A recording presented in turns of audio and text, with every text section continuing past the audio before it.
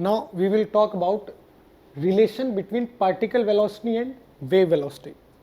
अगर मेरे पास कोई वेव फॉर्म है, मान लेते हैं कि ये वेव फॉर्म है, मेरे पास वेव की एक फॉर्म है, समझे, और आपको मैं ये बोल रहा हूं कि ये वेव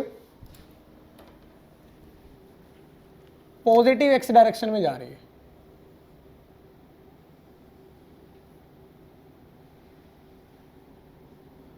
यानी कुछ टाइम के बाद आपको ये वेव दिखाई देगी।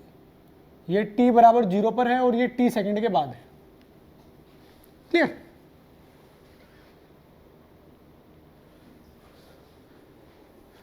तो ये पार्टिकल जो है, जो t बराबर 0 पर स्ट्रिंग का पार्टिकल था p, ये पार्टिकल ऊपर गया या नीचे गया? क्लियर? मतलब इस आर्टिकल में आप ये बता सकते हो कि यदि मैं आपको सिर्फ एक फॉर्म देता, ये वाली फॉर्म देता, इस पे एक पार्टिकल बोल देता कि ये पार्टिकल p है, और आपको बता देता कि ये वेव इधर जा रही है, पॉजिटिव एक्स एक्सिस में ये वेव जा रही है, तो बताइए p ऊपर जाएगा या नीचे जाएगा? p आगे पीछे नहीं चलता है, स्ट्रिंग का कोई भी पार्टिकल अपनी लोकेशन चेंज नहीं करता है, मतलब एक्स एक्सिस में लोकेशन चेंज करता है सिर्फ वाई एक्सिस में, वाई एक्सिस में वो एसएचएम करता है। तो पार्टिकल p ऊपर जा रहा होगा या नीचे जा रहा होगा या रुका होगा, ये मैं आपसे पूछता हूं। तो एक तो सिंपल मेथड है, आप क्या करो, अगर ये वेव इधर जा रही है तो कुछ सेकंड के बाद क्या बना दो, आप वो वेव फॉर्म कर दो, जैसे मैंने ये वेव फॉर्म की ब्लू कलर से, और फिर आपको दिखाई देगा कि ये जो पार्टिकल है, ये पार्टिकल ही तो p पार्टिकल है। ये कहां गया? यहां से ऊपर गया नीचे से, यानी आप आंसर क्या दोगे कि पार्टिकल p ऊपर जा रहा है। यदि वेव यहां से यहां जाती है, यानी वेव इधर जाती है यदि, तो पार्टिकल p ऊपर जाएगा। तो एक तो ये तरीका है कि पार्टिकल ऊपर जाएगा या नीचे जाएगा, आपको सिर्फ बताया जाए कि ये वेव है, वेव का ये पार्टिकल p है, बताइए अगर वेव एक्स एक्सिस में जाती है तो p किधर जाएगा। इस क्वेश्चन का आंसर एक तो ऐसे दिया जा सकता है जैसे मैंने अभी दिया, और एक थ्योरेटिकल वे है रिलेट करने का। इससे रिलेट करता हूं मैं एक थ्योरी को। क्या थ्योरी है? देखो, ये इक्वेशन a है, अगर इक्वेशन a को मैं डिफरेंशिएट करता हूं टाइम के रिस्पेक्ट में, तो dy p बाय dt क्या आएगा? a साइन कॉस हो जाएगा ओमेगा t माइनस प्लस के एक्स इंटू ओमेगा। एक तो ये इक्वेशन आएगी डिफरेंशिएट करने के बाद। एक बार में इक्वेशन a को x के रिस्पेक्ट में डिफरेंशिएट कर देता हूं, dy p अपॉन dx, तो मेरे पास आएगा a साइन की जगह हो जाएगा cos k। अगर पॉजिटिव में जा रही है तो यहां से मुझे प्लस हटाना पड़ेगा, उसने बोला है कि पॉजिटिव एक्स एक्सिस में जा रही है, ये y है और ये x एक्सिस है, ये मुझे बताना पड़ेगा आपको। ये ओरिजिन है, ये पॉइंट ओरिजिन, पॉजिटिव में जा रही तो यहां सिर्फ माइनस आएगा, तो अब यहां माइनस आ जाएगा cos ओमेगा t, यहां से प्लस भी मुझे हटाना पड़ेगा माइनस के एक्स, ये सेकंड इक्वेशन आ जाएगी। अब इन दोनों को डिवाइड कर देता हूं, इन दोनों को डिवाइड कर देता हूं, तो मेरे पास आएगा dy p by dt upon dy p by dx। इधर बचेगा, ये कंप्लीट यहां से कैंसिल आउट हो जाएगा, ओमेगा बाई के माइनस ओमेगा क्या होता है? 2 पाई n फ्रीक्वेंसी, के क्या होता है? 2 पाई बाय लेमडा, लेमडा ऊपर माइनस, ये क्या है मेरे पास? Minus n lambda. ये क्या होता है? Minus velocity of wave. इधर dvp बाई dt क्या है? Velocity of particle. ये टर्म जो ऊपर लिखा हुआ है ये है वेलोसिटी ऑफ पार्टिकल, यानी ये वेलोसिटी ऑफ पार्टिकल। और ये नीचे क्या है? dy by dx। ये एक रिलेशन मेरे सामने आता है। अगर मैं इसको वेक्टर फॉर्म में लिखना चाहता हूं तो इधर वेक्टर बना देता हूं, इधर वेक्टर, क्लियर। और वेक्टर फॉर्म में नहीं लिखना चाहते तो ये दोनों ओर से हटाओ और इसको समझो ये क्या बोल रहा है। अगर मैं किसी पॉइंट पर हूं, यहां पॉइंट P के बारे में बात कर रहा हूं, तो पॉइंट P पर dy बाई dx क्या आएगा? स्लोप। इस कर्व की स्लोप जो ब्लैक कलर से लिखी हुई है, समझे, इस ब्लू को तो मैं हटा देता हूं क्योंकि ये तो मेरा तरीका था सॉल्व करने का। क्वेश्चन में तो सिर्फ मुझे t बराबर 0 पर एक वेव दी गई है और ये बोला गया है कि ये वेव x एक्सिस में जा रही है, पॉजिटिव x एक्सिस में।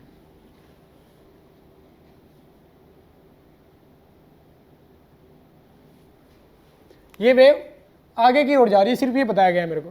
तो अगर dy/dx की बात करता हूं मैं और इस पॉइंट के लिए ये इक्वेशन लगाना चाहता हूं, इक्वेशन b इस पॉइंट के लिए, तो इस पॉइंट पर जो dy/dx है वो आएगा इस लाइन का स्लोप, इस लाइन का dy/dx एक स्लोप होता है, समझे, क्या होता है, स्लोप होता है। अगर ये इक्वेशन b आप पॉइंट P के लिए लिखोगे तो उसमें पॉइंट P की वेलोसिटी आएगी ये vw वेव की velocity, dvp/dx slope, point P पर इस कर्व का स्लोप। अब ये स्लोप पॉजिटिव है नेगेटिव है, ये स्लोप नेगेटिव है, समझे, 90 से ज्यादा एंगल बना रहा है। क्लियर, ये देखो एंगल पॉजिटिव एक्स एक्सिस के साथ 90 से ज्यादा एंगल बना रहा है, और 90 से ज्यादा एंगल अगर कोई स्लोप बनाता है, कोई लाइन स्लोप शो करती है तो वो निगेटिव होती है। तो इसका मतलब ये टर्म निगेटिव है, ये टर्म क्या है, निगेटिव, और यहां पहले से ही निगेटिव लग रहा है। तो इसका मतलब ये है कि वीपी पॉजिटिव आएगा, निगेटिव इंटू निगेटिव क्या आएगा, पॉजिटिव, वीपी आएगा एक पॉजिटिव। इसका मतलब वीपी ऊपर जा रहा है, जो मैंने आपको दूसरे मेथड से बताया था। आई बात समझ में। इसी प्रकार से यदि आप ये थ्योरी यहां लगाते हो, कहां लगाते हो, इस पॉइंट पे, ये क्यू पॉइंट है, इस पे लगाते हो, तो अब डी वाई पी बाई यहां आएगा क्यू, क्योंकि ये इक्वेशन अब क्यू पे लगा रहे हो आप, तो D Y Q by D X. अब ये स्लोप आएगी, ये लाइन, और ये लाइन 90 से कम एंगल बना रही है, देखो ये एंगल 90 से कम है, तो इसका मतलब ये पॉजिटिव, ये पॉजिटिव, ये नेगेटिव, पॉजिटिव नेगेटिव नेगेटिव। इसका मतलब इस बार पार्टिकल की वेलोसिटी नेगेटिव आएगी, और नेगेटिव आने का मतलब क्या है, नेगेटिव वाई एक्सिस, मतलब नीचे आ रहा है वो। क्लियर, तो ये पॉइंट क्यों नीचे आएगा, यदि ये वेव जो मैंने बना रखी है आगे जाएगी, और ये मैंने शो भी किया था आपको, देखो ये लाइन थी वो, कौन सी वाली, दूसरे वाले मेथड से, कि जब ये मैं कुछ समय के बाद ड्रॉ करूंगा तो वेव कुछ इस प्रकार से मुझे नजर आएगी, ऐसे नजर आएगी। तो ये पार्टिकल यहां से यहां आ चुका होगा, तो नीचे आ रहा है, इसका मतलब। तो दो तरीके हैं, एक ये थ्योरेटिकल वे, एक वो जो मैंने भी आपको बताया, समझ में आनी चाहिए, समझे, इस पे भी क्वेश्चन फ्रेम होते हैं। Now we are going to calculate the speed of string wave. एक स्ट्रिंग को यदि टी टेंशन दिया जाता है और उसमें मैं वेव जनरेट करता हूं, तो उस वेव की स्पीड किस प्रकार से डराइव की जाती है वो मैं आपको बताने जा रहा हूं। देखो इसको कैसे डराइव करेंगे। मैंने ये एक फॉर्म वेव की एक स्ट्रिंग में मान लिया है कि ये एक किसी इंस्टेंट पे फॉर्म है, और स्ट्रिंग को टाइट किया गया है। स्ट्रिंग में इस वक्त tight string with tension T, string में टेंशन टी मैंने जनरेट किया हुआ है, और ये उसकी किसी इंस्टेंट में फॉर्म है, समझे। तो मैं क्या करता हूं, एक छोटा सा सेगमेंट डीएल लेंथ का इमेजिन करता हूं, ये मैंने इमेजिन किया डीएल लेंथ का, और मान लेता हूं कि स्पीड v है, वेव की आगे ट्रेवल करने की स्पीड, आगे जाने की स्पीड v है, यानी इस पॉइंट की स्पीड, इस पॉइंट की स्पीड, इस पॉइंट की स्पीड आगे की ओर क्या होगी, वेव कह रहा हूं मैं, इस अरेंजमेंट, ये जो पॉइंट है ये आगे नहीं जा रहा है, इसकी कोई स्पीड आगे की ओर नहीं है, अगर मैं रस्सी के इस पॉइंट की बात करता हूं। लेकिन अगर ये अरेंजमेंट, ये जो मुझे दिखाई दे रहा है, इस अरेंजमेंट के मैं आगे जाने की बात करता हूं, तो वो स्पीड भी है। ध्यान से समझना, इसमें लोग बहुत कंफ्यूज होते हैं। क्लियर, तो ये स्पीड इस अरेंजमेंट के, यानी ये जो नीचे की ओर मैंने हम्प टाइप की स्ट्रक्चर बनाई हुई है, ये ऊपर की ओर हम बनाया हुआ है, इसके आगे जाने की स्पीड v है, यानी वेव की स्पीड v है, इस डिस्टर्बेंस के आगे जाने की स्पीड v है। तो मैं इस ए बी सेगमेंट को कंसीडर करता हूं, इसकी लेंथ dl बहुत छोटी लेंथ है, छोटा सेगमेंट है, इसका मास dm बहुत छोटा मास है, और इसको यहां बड़ा बनाकर आपको दिखाता हूं। तो अगर ये बहुत छोटी लेंथ है तो ये एंगल भी बहुत ज़्यादा छोटा होगा, ये एंगल बहुत ही ज़्यादा छोटा होगा। मान लेते हैं एंगल डी थीटा, तो यहाँ भी एंगल डी थीटा आएगा। इसका टी का ये जो टी ऐसे है और यहाँ ये जो टी ऐसे है, इसका एक कंपोनेंट इधर आएगा टी कॉस डी थीटा, और इसका एक कंपोनेंट इधर आएगा टी कॉस डी थीटा, और इन दोनों का एक कंपोनेंट इस ए बी सेगमेंट पर नीचे आएगा 2t साइन डी थीटा, ऐसे।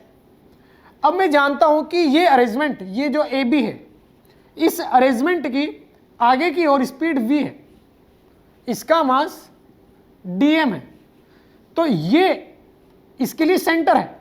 ये जो आर्क मैंने बनाया, इस आर्क का सेंटर, क्योंकि ये परपेंडिकुलर आएगा टेंजेंट के, तो ये सेंटर की ओर आएगा। इसका मतलब ये क्या है, सेंट्रीपिटल फोर्स।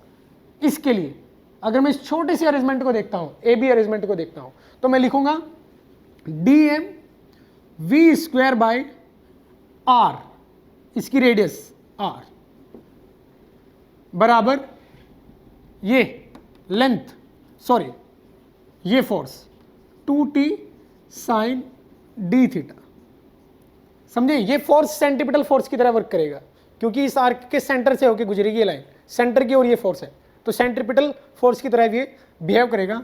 तो अब यहाँ क्योंकि ये डी थीटा बहुत छोटा है, तो डायरेक्ट 2t डी थीटा लिखा जा सकता है। समझ में आई बात, क्लियर। अब यदि मैं ए और बी को सेंटर से मिलाता हूं, ए और बी को मैं सेंटर से मिला देता हूं, ए और बी पॉइंट को, तो देखो मुझे क्या दिखाई देगा। मैं ये बोलूंगा कि यदि ये एंगल डी थीटा है तो ये एंगल डी थीटा आएगा, यदि ये एंगल डी थीटा है तो ये एंगल डी थीटा आएगा, समझे। और ये टोटल एंगल हो जाएगा 2d theta, total angle. Angle बराबर होता है arc length upon radius r। आई बात समझ में। तो यहां मैं 2d थीटा की वैल्यू यहां से पुट कर देता हूं, ये आएगा dm v square by r। r क्या है, ये रेडियस जो इस छोटे से आर्क लेंथ dl की रेडियस आएगी, वो r मैंने मानी हुई है। तो dm v square by r बराबर 2d थीटा, यानी dl बाई r, ये 2 तो हट जाएगा क्योंकि 2d थीटा की वैल्यू मैंने पुट की, इंटू t टेंशन। तो r से r गया, यहां से r से r हट जाएगा, मेरे पास v, ये जो है v स्क्वायर आएगा t into dl by dm, ये मेरे पास आएगा। अब इस v स्क्वायर को और अच्छे से लिख देते हैं, t upon dm by dl, ये। तो यहां इस इक्वेशन से मुझे फाइनल रिजल्ट ये मिलेगा कि v स्क्वायर बराबर आया t upon dm by dl। dm by dl क्या है, यूनिट लेंथ का मास, यानी म्यू, यूनिट लेंथ का मास। और इस स्क्वायर को मैं अगर इधर लगाता हूं तो मेरे पास फाइनल रिजल्ट आएगा ये। तो वेलोसिटी ऑफ वेव क्या आया, root t by mu. Final result मेरे पास आता है वेलोसिटी ऑफ वेव, इसका मतलब जो वेव की वेलोसिटी या स्पीड है वो रूट t बाय म्यू के बराबर है। t क्या है, tension in the string, mu क्या है, यूनिट लेंथ का मास, समझे ना। एक छोटी dm बाई dl मतलब यूनिट लेंथ का मास। इस फॉर्मूले पे बहुत सारे क्वेश्चन आते हैं, इस चीज को बड़े ध्यान से समझना। Now we will talk about some important formula in wave, some important फॉर्मूले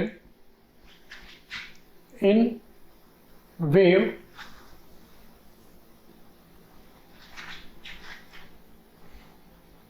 रिलेटेड टू एनर्जी। एनर्जी से रिलेटेड कुछ फॉर्मूले मैं यहां लिखने जा रहा हूं, ठीक है। देखो, यदि मेरे पास एक वेव है, इसका कोई ये वेव का मैंने सेगमेंट बनाया, तो इसमें छोटा सा पोर्शन ये ए बी ले लेते हैं हम, वेव का एक छोटा सा पोर्शन है ए बी। अब इस ए बी पोर्शन को थोड़ा बड़ा बना के मैं आपको दिखा देता हूं। ये थोड़ा सा मैंने इसको ए बी पोर्शन को बड़ा बना के आपको दिखाया, ए बी पोर्शन क्लियर। इसका ये क्रॉस सेक्शनल एरिया मान लेता हूं एस है, और इसका वेव का एम्पलीट्यूड मान लेता हूं ए है, इसकी ये लेंथ मान लेता हूं डीएल है, क्लियर। एलिमेंट की ये स्ट्रेस्ड स्टेट में है। अगर मैं इसको यहां देखता हूं कि जब ये नॉर्मल स्टेट में आएगी, यानी जब ये नीचे आएगा, तो इसकी लेंथ ये हो जाएगी dx,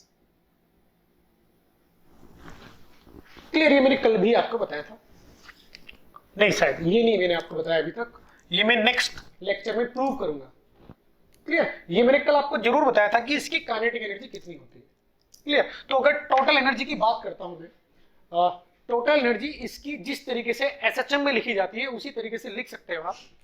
total energy E total average energy आप इसकी लिख सकते हो half mu omega square amplitude का स्क्वायर इनटू dx। इसकी लेंथ स्ट्रेच्ड स्टेट में dl है ये, लेकिन अगर ये नॉर्मल स्टेट में यहां आएगी तो इसकी लेंथ होगी dx। ये आपको नेक्स्ट जब मैं प्रूव करूंगा, समझिए, जब मैं आपको ये कि total average energy dx element की dx लेंथ की कितनी होती है, ये कल के लेक्चर में प्रूव करूंगा, तब आपको अच्छे समझ में आएगा। अभी जस्ट आप जिस तरीके से हम बोलते हैं कि एसएचएम में total energy half m omega square ए स्क्वायर होती है, तो वही यहां लिखा हुआ है।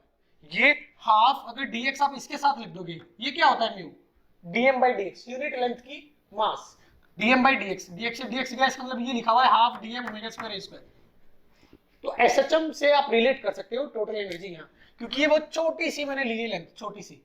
जब ये सेगमेंट थोड़ी देर के बाद यहाँ भी आएगा नीचे, छोटी सी लेंथ है, क्लियर। नॉर्मल स्टेट में जब ऊपर जाएगा तो ये थोड़ा स्ट्रेस होगा, तो ये आएगी इसकी एनर्जी। तो अब यदि मैं average power transferred through the wave लिखना चाहता हूं तो वो आएगी dt, energy per unit time power होता है, तो 1 by mu omega square A square dx by dt, ऐसे लिख सकता हूं मैं। तो पावर मेरे पास यहां आ जाएगी, पावर का formula half mu omega square A square into velocity of the wave. ये वेव की वेलोसिटी है जो आगे की ओर ये जा रही है।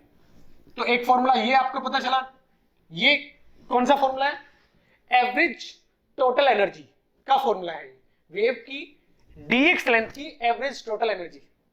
समझिए, आप ये भी कह सकते हैं कि ये एनर्जी कितनी ट्रांसफर कर रही है वेव, dx लेंथ में कितनी एनर्जी ये ट्रांसफर कर रही है। तो dx लेंथ में एनर्जी क्या आएगी, हाफ म्यू ओमेगा स्क्वायर ए स्क्वायर इनटू dx। अगर आप चाहते हैं कि लेमडा लेंथ की कितनी एनर्जी है तो dx हटाओ, लेमडा से मल्टीप्लाई करो, तो लेमडा लेंथ से एसोसिएटेड स्ट्रिंग की एनर्जी आपके सामने आ जाएगी। ये पावर ट्रांसमिट, ये क्या है, power transmitted through the wave. अब बात करूंगा मैं इंटेंसिटी।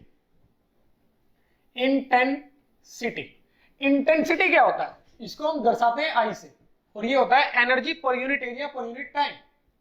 तो इसको कुछ इस प्रकार से लिखा जा सकता है, एरिया मैंने बोला है कि इस स्ट्रिंग का क्रॉस सेक्शनल एरिया कितना है S, तो मुझे यहां S लिखना चाहिए, ये आएगी इंटेंसिटी। तो इंटेंसिटी के लिए अब ये d बाई dt क्या है, पावर, ये d टोटल बाई dt क्या है, पावर है, तो इसका मतलब ये लिखा हुआ है। तो मैं इसको डिवाइड कर देता हूं हाफ म्यू ओमेगा स्क्वायर ए स्क्वायर इनटू वेलोसिटी को किससे, एरिया से। जरा ध्यान से मेरी एक बात सुनना, म्यू क्या होता है, म्यू dm बाई dx होता है म्यू।